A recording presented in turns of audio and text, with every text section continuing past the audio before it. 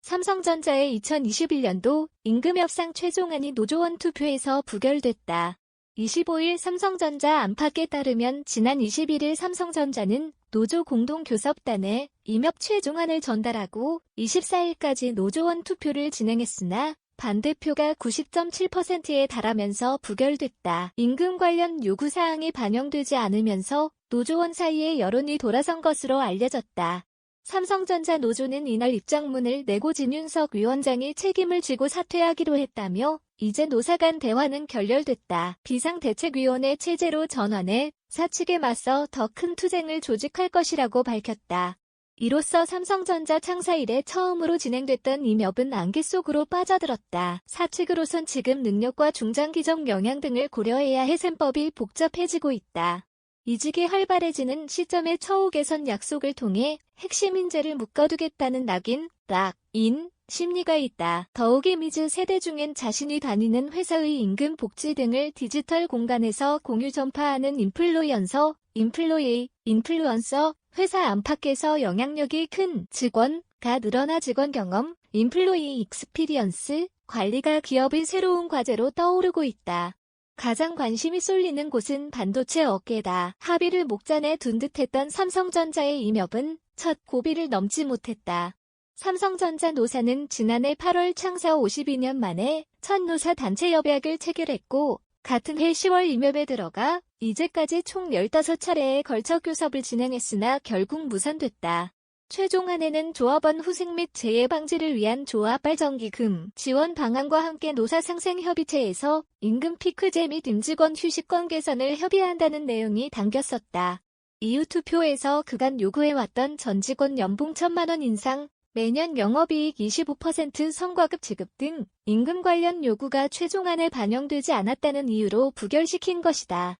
노조는 향후 중앙노동위원회의 조정 신청 절차를 받고 이후 결과에 따라 쟁의 행위 돌입 여부를 검토할 방침이다.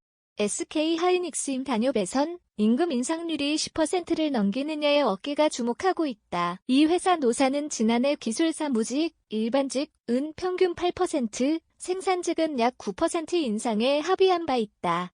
경영진이 논란에 휩싸인 이후 처우 개선 목소리가 더 커진 곳도 있다. 카카오페이에선 최근 경영진의 스톡옵션 행사로 직원들의 주식평가 금액이 낮아진 만큼 처우를 더 개선해줘야 한다는 이야기가 블라인드 앱 등을 통해 흘러나왔다. 이 같은 분위기는 올해임 단협에도 영향을 끼칠 가능성이 높다는 게 업계 관계자의 말이다.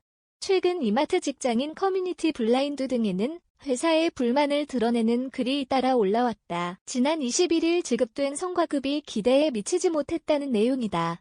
마침 이달 들어 노사가 임금 및 단체 협약, 단협, 교섭을 시작하면서 관련 목소리도 커지고 있다. 김종민 노조 부위원장은 성과급에 대한 뒷말이 많다 보니 단협에도 영향을 미칠 듯하다고 말했다.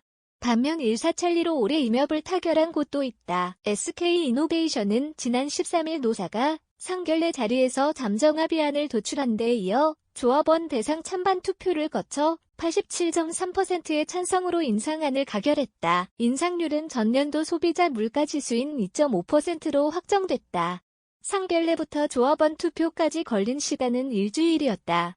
이 같은 교섭 방식은 2017년 노사가 임금 인상률을 전년도 소비자 물가지수에 연동하기로 합의한 뒤 6년째다. 이성훈 SK이노베이션 노조위원장은 24일 열린 임금교섭 조인식에서 노사가 스스로 세운 원칙을 지킬 것이라고 밝혔다. 이처럼 직원 목소리가 커지고 공유 속도가 빨라진 만큼 기업들이 새로운 인사관리 문화를 만들어야 한다는 지적도 나온다. 미즈 세대는 직원에게 잘하는 기업이 진짜 좋은 기업이라는 본다는 것이다. 서용구 숙명여대 경영학과 교수는 미즈 세대는 공정성이라는 가치를 바탕으로 단기 피드백으로 보상받기 바라는 경향이 짙다며 기업으로선 미즈 세대 인플루언서의 의견을 반영하고 소통을 확대하는 노력이 더 중요해졌다고 진단했다. 백일현 기자 일흥넷 중앙점 co.k 알카피라이트 시 중앙일보 올 라이츠 리저브드 해당 언론사로 연결됩니다.